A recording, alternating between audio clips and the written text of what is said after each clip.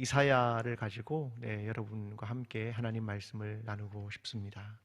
오늘은 그 첫 번째 시간으로 하늘이여 들으라 땅이여 귀를 기울이라 라는 제목으로 하나님 말씀을 나누겠습니다. 제가 왜 이사야를 강해를 하고 싶었는지에 대한 이야기를 먼저 나누면서 좀 시작을 하겠습니다. 그 이유는 두 가지가 있습니다. 첫 번째, 이사야를 다루는 이유는 이사야는 당연히 예언서입니다. 예언서가 가지고 있는 특징 중에 하나는 하나님의 심판, 하나님의 경고 이런 것들을 이야기합니다. 그런데 이사야가 가지고 있는 독특한 특징이라고 한다면 이러한 하나님의 심판에 대한 이야기를 뛰어넘어서 희망에 대한 이야기를 다루고 있기 때문입니다. 아마 다른 예언서들도 많이 그렇지만 그보다 가장 많은 부분에 있어서 희망, 또 회복 이런 이야기를 다루고 있는 책이 바로 이사야라고 하는 예언서입니다.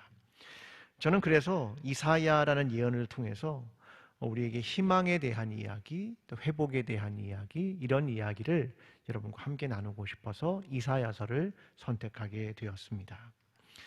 두 번째, 이사야를 선택한 이유는 가장 친숙한 예언서이기 때문입니다. 가장 친숙하다, 이 말은 다른 예언서보다 가장 많이 그 내용의 일부를 우리가 알고 있다, 이런 것들을 의미하는 말입니다. 여러분, 신약 성서에는 구약 성서를 인용하는 구절이 굉장히 많이 등장하는데 그 중에 가장 많이 인용된 책 두 권을 꼽으라고 한다면 어떤 책을 꼽을 수 있다고 생각하십니까? 신약 성서에서 가장 많이 인용된 구약 성서 어떤 책일까요? 하나는 오늘 우리가 다룰 이사야이겠고 또 하나는요, 시편입니다. 그러니까 시편과 이사야는 신약 성서에서 가장 많이 인용하고 있는 책들입니다. 그래서 사람들은 이사야를 뭐라고 부르냐면 제5복음서 이렇게 부릅니다. 그러니까 복음서에 워낙 많은 인용을 하고 있기 때문에 제5복음서 이런 용어를 사용하고 있을 만큼 이사야에 있는 많은 구절들을 복음서가 인용하고 있다, 이렇게 이해하면 좋을 것 같습니다. 자, 제가 몇 가지 예를 들어볼 텐데요. 여러분, 신약에서 많이 들었던 거니까 내가 들어봤습니다. 그러면 고개를 조금 끄덕끄덕 해보시면 좋을 것 같습니다. 보라, 처녀가 잉태하여 아들을 낳으리니. 이사야 7장 14절 이사야를 인용합니다. 이새의 줄기에서 한 싹이 나서.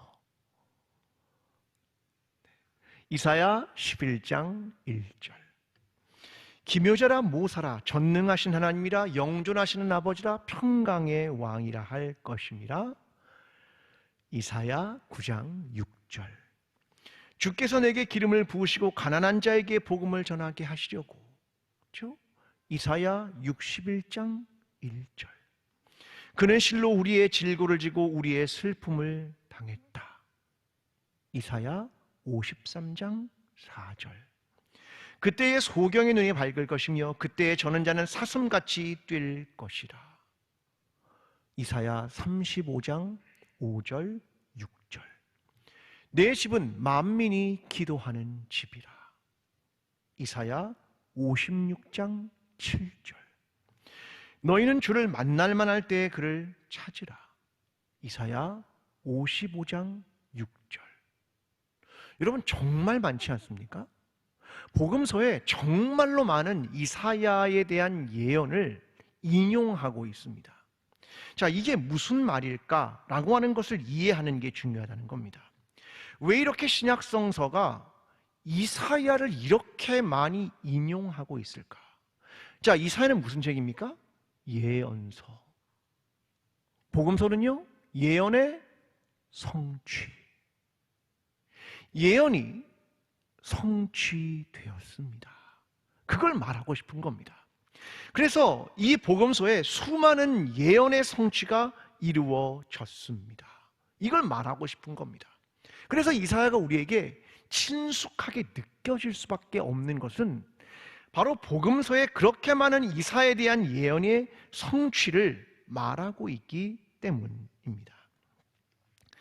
여러분, 우리는 구약성서를 보면 이제 분류하는 방법들이 있지 않습니까? 자, 구약성서를 보통 네 가지로 분류를 하죠. 그죠? 크게 이렇게 묶어 보는 겁니다. 자, 첫 번째 구약성서의 맨 앞부분은 뭡니까? 모세오경. 그죠? 두 번째는요, 역사서. 세 번째는요, 성문서. 네 번째는요, 예언서. 이게 기본적인 분류를 하는 겁니다. 자, 근데 이런 분류에 앞서서 여러 개의 성경이 있는데 성경을 그렇게 배치한 이유가 뭘까를 생각해 봐야 됩니다. 히브리 성경은 그렇지 않습니다. 순서가 다릅니다. 그런데 왜 우리가 가진 이 성경을 사람들이 새롭게 위치를 놓으면서 모세오경, 역사서, 성문서, 예언서 이렇게 위치를 구성했을까? 그런 생각을 우리는 거의 해보지 않습니다. 여러분, 모세오경은 뭐에 대한 이야기를 들려주는 겁니까? 하나님의 뜻은 이것입니다. 하나님의 꿈은 이것입니다. 토라를 통해서 하나님의 이상은 이렇게 되는 겁니다. 하나님의 거룩함은 이것입니다. 이게 보여주는 게 뭐냐면 토라입니다. 모세오경이 말하고 있는 건 바로 그것, 하나님의 계획과 경륜과 하나님의 거룩함과 뜻과 이상은 이겁니다. 이걸 먼저 보여주는 겁니다. 근데 그 다음에 역사서를 넣었습니다. 그런 하나님의 이상과 뜻이 있는데 인간의 삶을 보니 그대로 행하지 못하는구나. 이게 인간의 역사이구나. 인간은 결국 타락한 존재이구나. 이걸 보여주는 게 역사서입니다. 하나님의 이상과 거룩함을 그대로 실현하지 못하는 인간, 그걸 역사를 통해 보여주는 거죠. 성문서는요, 시, 잠언, 우리의 일상에 대한 이야기입니다. 우리의 일상을 돌아봐도 역시 그러하구나. 그러면 그 다음에 예언서는 어떤 걸 우리에게 담고 있는 겁니까? 하나님께서 예언서를 통해 보여주시는 건 뭐냐면 하나님의 뜻과 하나님의 이상이 있는데 그걸 지키지 못하는 인간의 삶을 보며 인간의 삶을 재구성한다. 인간의 삶을 새롭게 회복한다. 예언자들의 목소리는 하나님의 뜻을 다시 말하고 잘못된 것에 대한 심판, 새로운 것에 대한 희망, 이런 것들을 선포함으로 인간의 어그러진 삶을 다시 새롭게 빚어간다. 거기에 대한 내용이 예언서에 대한 내용입니다. 그러면 구약이 끝나면 바로 무엇으로 이어집니까? 복음서. 신약의 내용은 이제 그러한 예언이 예수 그리스도가 오심으로 성취된다. 그걸 보여주는 것이 이러한 성경이 가지고 있는 기본적인 구조와 틀이다 라고 하는 걸 이해하는 게 중요합니다. 오늘 우리의 삶은 다릅니까? 비슷하죠. 하나님의 계획과 거룩함과 뜻이 있는데 우리의 삶은, 우리의 일상은 그렇지 못하다. 우리는 죄악된 인간이고 우리 안에 하나님의 형상은 사라졌고 온 세상 가운데 전쟁이 가득하며 허영과 높아지려는 자기중심적인 것으로 가득하다.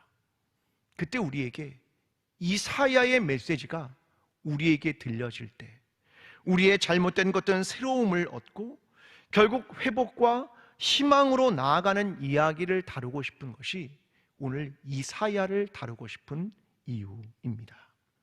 오늘 저와 여러분의 삶이 하나님의 이상, 하나님의 꿈, 하나님의 말씀을 우리가 다시 들음을 통하여 우리의 것들이 다시 회복되고 다시 하나님 앞으로 거룩한 삶으로 나아가게 되는 저와 여러분의 삶이 되기를 간절히 기도합니다.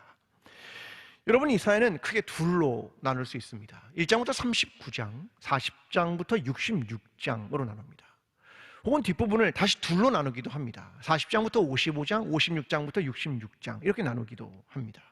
그 사람들은 전반부에 있는 내용을 아수르의 시대, 후반부에 있는 것을 바벨론의 시대, 그 이후에 페르시아의 시대, 이렇게 시대별로 구분하기도 합니다. 그래서 우리가 전체적으로 이것을 통으로 아는 것이 되게 중요합니다. 분류는 할 수 있지만 이 안에 어떤 주제들이 같이 묶여졌는가, 이걸 아는 게 되게 중요합니다. 자, 이사라는 사람은 주전 8세기의 인물입니다. 자, 그는 어떤 시대를 살았나? 이게 1장 1절에 먼저 등장합니다. 자, 먼저 1장 1절의 말씀을 좀 읽어보겠습니다. 1장 1절. 유다 왕 우시야와 요담과 아하스와 히스기야 시대의 아모스의 아들 이사야가 유다와 예루살렘에 관하여 본 계시라. 아멘. 자, 그가 어느 시대를 살았습니까? 우시야, 그 다음 요담, 그리고 아하스, 히스기야. 이 네 명의 왕들을 거치면서 그가 살았습니다. 여러분 잘 아는 인물이 누굽니까? 우시야. 그죠? 우시야가 어떤 사람입니까? 왕인데 분향을 하러 갔다가 한센병에 걸려서 어려움을 겪었던 사람이 우시야죠. 대신 요담이 통치를 했습니다. 여러분, 근데 그 시대는요, 이스라엘로 보면 가장 강력했던 시대입니다. 남유다가 강력했던 시대입니다. 굉장히 큰 부를 누렸던 시대고요, 새로운 성들을 막 건축했던 시대고요, 암몬에게 승리해서 암몬으로부터 수많은 조공을 받았던 시대입니다. 그러니까 사람들이 보기에는 어떤 시대냐? 번영의 시대입니다. 부국의 시대입니다. 그 평화의 시대가 바로 그 시대입니다. 그런데 역대기와 열왕기를 보면 그 시대를 그렇게만 그리고 있지 않습니다. 원래 열왕기와 역대기는 예언서입니다. 그러니까 예언서가 평화의 시대, 부국의 시대 이렇게 표현하진 않습니다. 자, 역대하 27장 2절이 이렇게 말하거든요. 요담이 그의 아버지 우시야의 모든 행위대로 여호와 보시기에 정직하게 행하였으나 여호와의 성전에는 들어가지 아니하였고 백성은 여전히 부패하였더라. 아니, 나라가 부강하고 나라가 부자가 되고 나라가 힘이 있으면 좋은 시대 아닙니까? 그런데 예언자들의 눈은 그렇게 보지 않습니다. 백성들은 부패했다. 여러분, 이 부패라는 말을 사용했던 때가 있었습니다. 언제냐면 창세기 6장입니다. 노아의 시대입니다. 6장 11절이 이렇게 말합니다. 그때의 온 땅이 하나님 앞에 부패하여. 부패했다. 사람들이 눈을 보기에는 너무나 부강하고 너무나 잘 살고 하는 시대인데 하나님의 눈에 보기에는 부패했다. 그래서 이사야 1장 4절이 이 부패라는 단어를 사용합니다. 슬프다 범죄한 나라요, 허물진 백성이요, 행악의 종자요, 행위가 부패한 자식이로다. 이 시대가 부패했다, 이렇게 말하는 겁니다. 그래서 그 상징적인 것으로 소돔과 고모라를 사용합니다. 1장 9절에 보면 그런 표현을 하고 있습니다.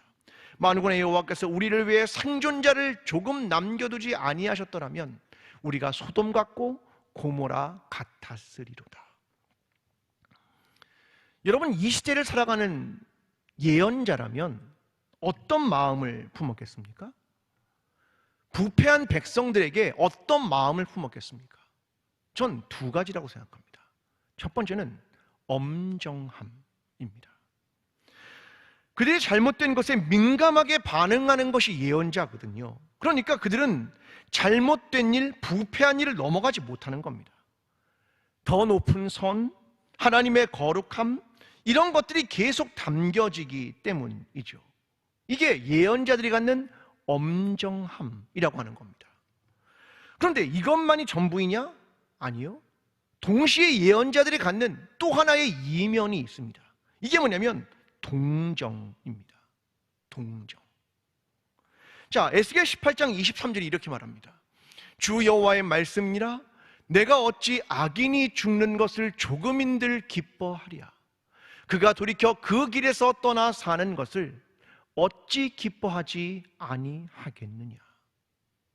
예언자들의 목소리는 뭐냐면 엄정하지만 동시에 이면에 동정이라는 걸 가지고 있다는 겁니다.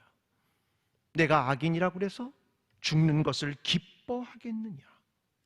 이게 예언자들이 갖는 두 가지의 마음입니다. 하나는 엄정함, 또 하나는 동정. 이 두 가지가 계속해서 그들 안에 움직이는 겁니다. 이사야도 다르지 않습니다. 이사야 35장 3절이 이렇게 말합니다. 너희는 악한 손을 강하게 하며 떨리는 무릎을 굳게 하며. 너희는 약한 손을 강하게 하고 떨리는 무릎을 굳게 해라. 너희가 다시 강하게 되고 다시 굳게 되는 것, 이것을 이야기하는 겁니다. 그 예언자의 이야기는 늘 두 가지를 가지고 있습니다. 하나는 심판과 징계, 또 하나는 위로와 화해와 희망, 이 두 가지를 갖는 거죠. 이번 주일에도 우리가 요나에 대한 이야기를 했습니다. 요나는 다릅니까? 똑같죠. 요나는요 거의 전형입니다. 예언자의 전형을 보여주는 사람이거든요. 그러니까 니느웨가 심판 가운데 있지만, 그들에게 심판을 외치지만 결국 하나님은 그들이 돌아오기를 원하신다. 그들을 구원하신다. 여러분, 우리는 어떤 일의 이면을 보는 게 굉장히 중요합니다. 그래서 엄정함과 그 이면에 있는 동정, 이 두 가지를 알아가는 것이 굉장히 중요하다는 겁니다. 근데 저는 그 사이에서 굉장히 힘든 사람이 하나 있다고 생각합니다. 누구냐면 예언자들입니다. 자, 예언자에게 외치라고 말합니다. 자, 예를 들면 요나, 이사야도 다르지 않겠죠? 외치라고 합니다. 자, 심판할 거야. 너희가 부패했잖아. 잘못했잖아. 그래서 그걸 외쳤습니다. 요나가. 그런데 하나님이 어떻게 했습니까? 마음을 바꿨습니다. 니느웨를 구원했습니다. 그걸 철회했습니다. 그러니까 중간에서 이상해지는 사람이 하나가 있죠. 누굽니까? 예언자. 아니, 내가 분명히 외쳤죠. 심판이 있을 거야. 근데 하나님이 갑자기 마음을 바꿨습니다. 구원한다. 그러니까 중간에 예언자가 어정쩡해지는 겁니다. 이런 상황을 계속 맞이하게 되는 겁니다. 그러면 예언자는 어떻게 됩니까? 거짓말했네. 예언자의 말이 힘이 없어지는 거죠. 그럼 예언자가 어떻게 합니까? 어렵죠. 중간에 끼니까 어려운 겁니다. 자, 그러면 어떻게 합니까? 그러면 내 말대로 심판이 그냥 쏟아지는 걸 정말로 원해야 되는 겁니까? 아니죠. 구원받는 걸 원해야죠. 거기에 상처 입은 건 누굽니까? 예언자입니다. 이 예언자의 숙명입니다. 여러분, 아브라함, 요수아, 헷셀이라는 사람이 이런 얘기를 합니다. 예언자들의 뚜렷한 주제는 단순한 예고가 아니라 권고다. 중요한 말입니다. 단순한 예고가 아니라 권고다. 앞으로 있을 일을 미리 예고하는 것이 예언자의 중요한 사명이고 그들의 권위를 나타내는 표시가 되기도 하지만, 그의 중심되는 사명은 하나님의 말씀을 지금 여기에 밝히는 것이다. 야, 이거 되게 어려운 말인데 중요한 말입니다. 자, 우린 예언자 그럼 어떤 생각하냐면, 예언자는 뭔가를 미리 보는 사람, 이 예언자가 가진 기본적인 뜻이거든요. 그러니까 내가 앞일을 얘기하죠. 자, 심판이 있을 거야, 얘기를 한단 말입니다. 근데 이게 예고잖아요. 근데 예고가 예언자의 기본적 사명이 아니다. 예고가 아니라 뭐다? 권고다. 그러니까 내가 앞날을 맞추는 게 내 목적이 아니라는 겁니다. 내가 말한 대로 그렇게 되는 게 목적이 아니라 결국 뭐다? 지금 여기에서 말씀하시는 하나님의 말씀이 무엇이다? 이것에 대한 권고, 그를 통해 백성이 돌아오는 것, 그게 예언자의 목적이고 그의 사명이다. 이렇게 말하는 겁니다. 그러니까 예언자는 참 어려운 위치에 있는 사람입니다. 우리는 그를 어떤 사람인지 잘 이해를 해야 됩니다. 자, 그러면 예언자가 이사야가 도대체 누구냐라는 거죠.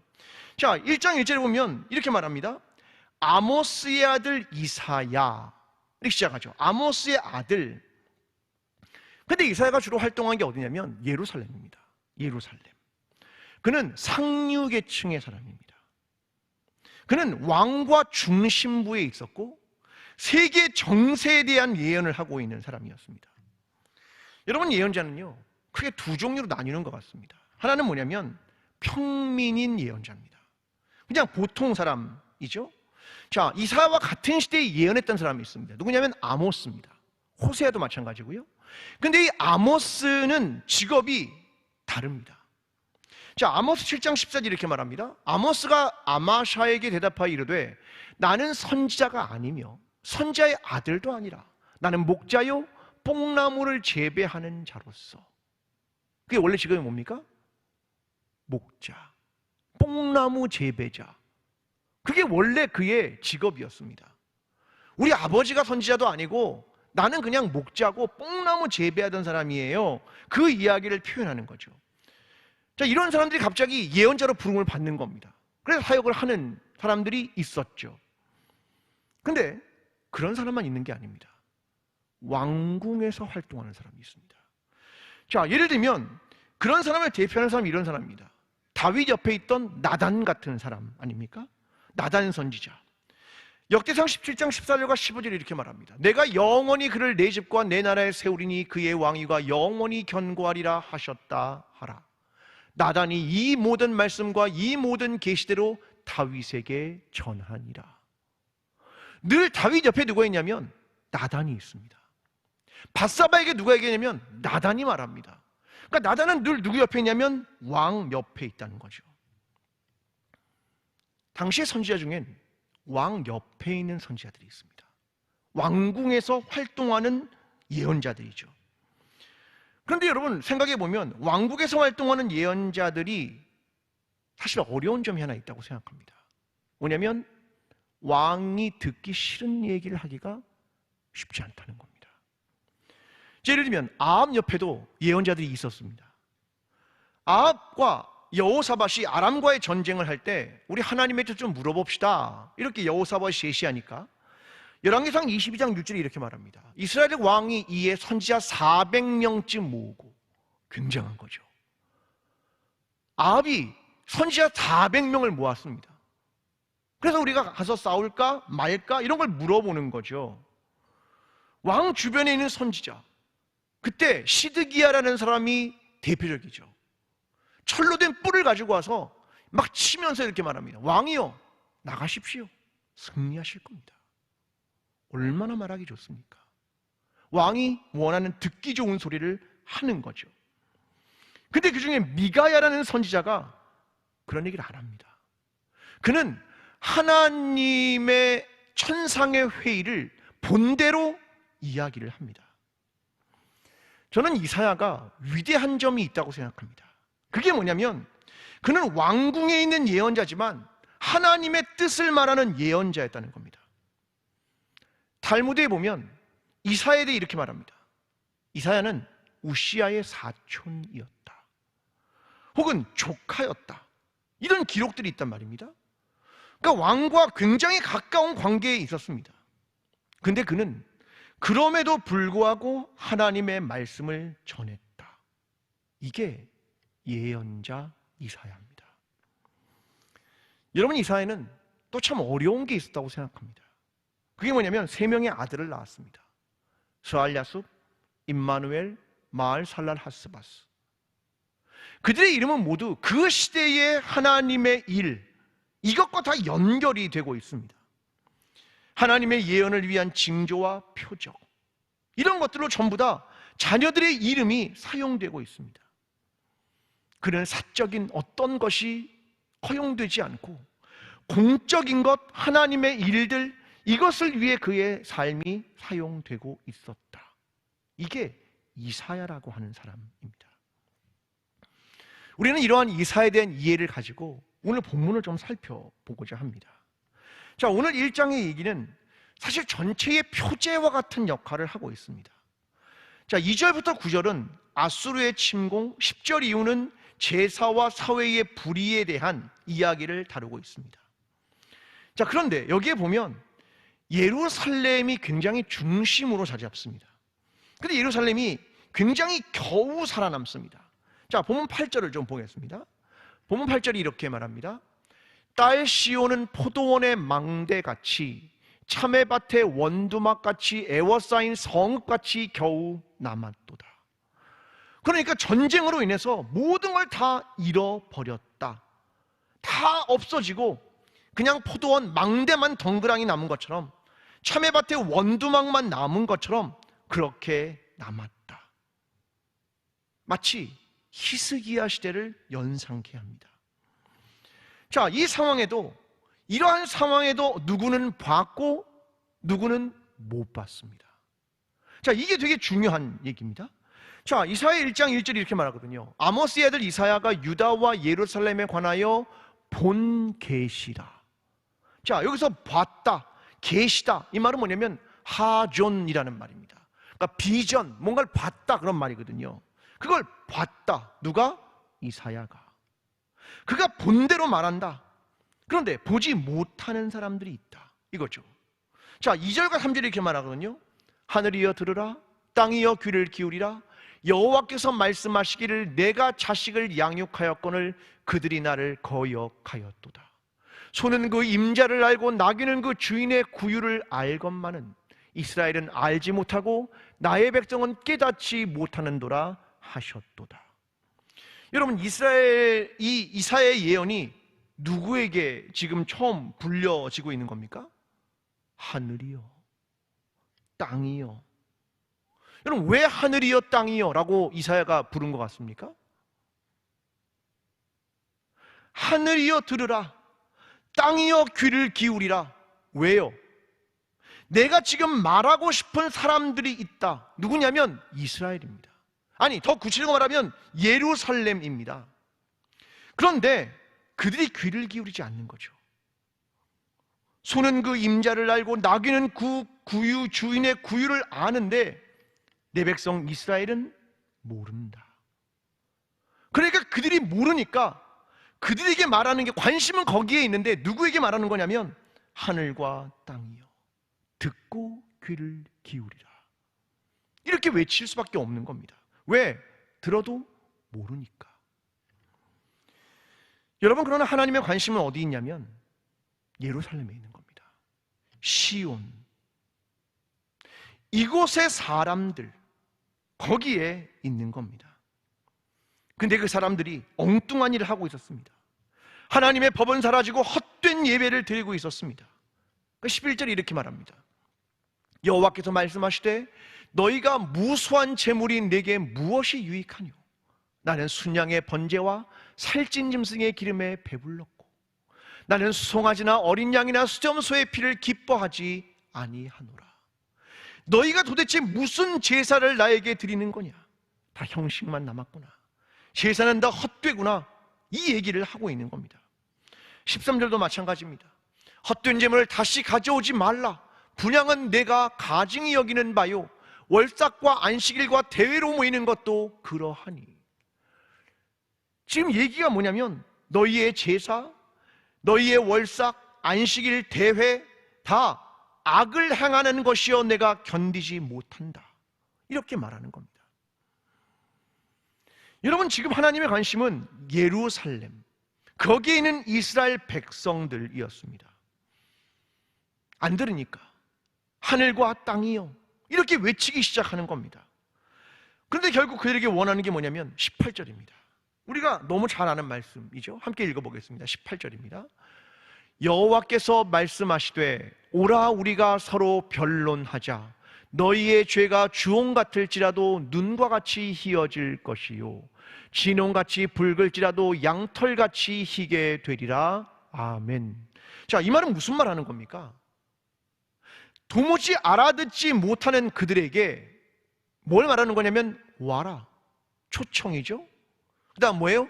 변론하자. 이 말은 재판하자, 그런 말입니다. 자, 근데 더 중요한 건 뭐냐면 그 다음의 얘기입니다. 너희의 죄가 주홍 같을지라도 눈과 같이 희어질 것이요 진홍같이 붉을지라도 양털같이 희게 되리라. 자, 이 말이 무슨 말이냐면 하나님의 선행적 사죄 의지라고 합니다. 자, 우리가 하나님 앞에 나아갈 때 나아갈 수 있는 이유가 있죠. 그게 뭡니까? 하나님이 선행적으로 먼저 사죄하겠다는 의지를 보여주는 겁니다. 너희의 죄가 주홍 같을지라도 눈과 같이 희어질 것이고 너희가 진홍같이 죄가 붉을지라도 양털같이 희게 될 거야. 너희가 와라. 그러니까 와라. 이렇게 이야기를 하고 있는 겁니다. 누굴 향해서요? 시온을 향해서, 예루살렘을 향해서. 그래서 8절에 보면 시온을 뭐라고 부르냐면 딸 시온 이렇게 부릅니다. 너는 내 딸이야. 그래서 시온을 그렇게 부르는 겁니다. 마지막 단어가 뭐냐면 남았다, 이런 말을 사용합니다. 여러분, 로마서 9장 29절이 이걸 인용합니다. 또한 이사야가 미리 말한 바 만일 만군의 주께서 우리에게 씨를 남겨두시지 아니하셨더라면 우리가 소돔과 같이 되고 고모라와 같았으리로다 함과 같으리라. 내가 그들을 남은 자 씨로 남겨두었다, 이런 말입니다. 여러분, 씨는요 참 이상한 특징을 가지고 있습니다. 씨가 종자 아닙니까? 종자. 씨를 남겨둔다, 이런 생각을 해보면 잘 이해가 될 것 같습니다. 우리나라의 농촌진흥청에 국립농업과학원에 농업유전자원센터가 있습니다. 아마 들어보신 분도 있을지도 모릅니다. 이건 원래 국가기밀시설이라고 합니다. 여기 뭐 하고 있는 거냐? 종자를 보관하는 데입니다. 여러분, 영하 20도에서 종자를 보관하면 종자가 어느 정도 버틸 것 같습니까? 몇 년 정도 버틸 것 같습니까? 영하 20도에 보관을 하면 씨가, 종자가 몇 년 정도 버틸 것 같습니까? 다 모르죠. 네, 다 모릅니다. 근데 어느 정도 버티냐면 100년 버틴답니다. 100년. 그러니까 100년 뒤에 심어도 씨가 나는 겁니다. 여러분, 그래서 어느 정도를 보관하고 있냐면 식물 유전자원 1599종. 반응을 좀 애처럼 해야 될 것 같습니다. 23만 7043 자원을 보관합니다. 영양체 자원 1488종, 26,088 자원을 보관하고 있답니다. 4도씨 보관하면 30년, 영하 20도에 보관하면 100년, 초저온인 영하 196도로 떨어지면 훨씬 더 길게 보존할 수 있다는 겁니다. 언제 쓰냐? 만약 그 종자가 지구상에 사라지면 그곳에서 종자를 꺼내다가 그 씨를 심으면 나는 겁니다. 2015년 시리아 내전 때 유실된 종자가 있었습니다. 그때 그걸 복구하기 위해서 다른 나라에 있는 이런 자원센터에서 씨를 가져다가 다시 종자를 시리아에 심었고 다시 그 씨가 나서 그 자원을 보존하게 된 일이 있습니다. 여러분, 이게 씨입니다. 하나님은 내가 이 씨를 남겨두고 싶다. 언제 필지 모르지만, 언제 다시 싹을 틔울지 모르지만 그걸 다시 심을 때, 그걸 잘 보존해 다시 심을 때 우리는 다시 그것이 싹 틔우게 되는 날을 보게 될 것이라는 겁니다. 여러분, 하나님이 원하시는 건 뭐냐면 이사야 1장 시작할 때 하늘과 땅이여 들으라, 이렇게 시작합니다. 하늘이여 들으라, 땅이여 귀를 기울이라. 오늘 제목이잖아요. 근데 마지막 66장의 마지막 22절 끝에서부터 세 번째 뭐라고 하냐면 이렇게 말합니다. 내가 지을 새 하늘과 새 땅이 내 앞에 항상 있는 것 같이 너희 자손과 너희 이름이 항상 있으리라, 여호와의 말이니라. 내가 하늘과 땅 이거 좀 들어봐라 라고 외쳤던 그 외침이 66장 마지막에 가면 새로운 땅과 새로운 하늘로 다시금 회복될 거야, 그 말입니다. 여러분, 1장에 잘못된 것들이 있었습니다. 너희의 월삭과 너희의 안식일, 너희 이거 전부 다 잘못됐어, 이렇게 시작을 했습니다. 그런데 이사야 66장 23절이 마지막 뭐라고 말하냐면 여호와가 말하노라, 매월 초하루와 매 안식일에 모든 혈육이 내 앞에 나와 예배하리라. 결국은 월삭과 안식일, 그때 다시 회복될 것이고 너희가 내 앞에 나와 다시 예배할 거야. 이게 이사야가 보여주고 있는 회복에 대한 이야기입니다. 오늘 저와 여러분이 이사야를 이제 시작합니다. 우리는 이사야의 처음을 보면 우리 모습하고 비슷하죠. 죄악된 인간의 모습. 우리 자신을 바라보면서, 그러나 결국은 하나님께서 회복시키시고 희망을 우리에게 갖게 하신 일들을 바라보면서 하나님 앞으로 다시 나아가게 될 날을 꿈꾸면서 우리가 이사야를 함께 공부하고 우리의 삶을 새롭게 하고 회복시키는 그 날을 바라며 이사야를 깊이 묵상하며 저와 여러분의 삶이, 우리의 공동체가 회복되는 놀라운 역사를 경험하는 저와 여러분이 되기를 간절히 축원합니다. 기도하겠습니다.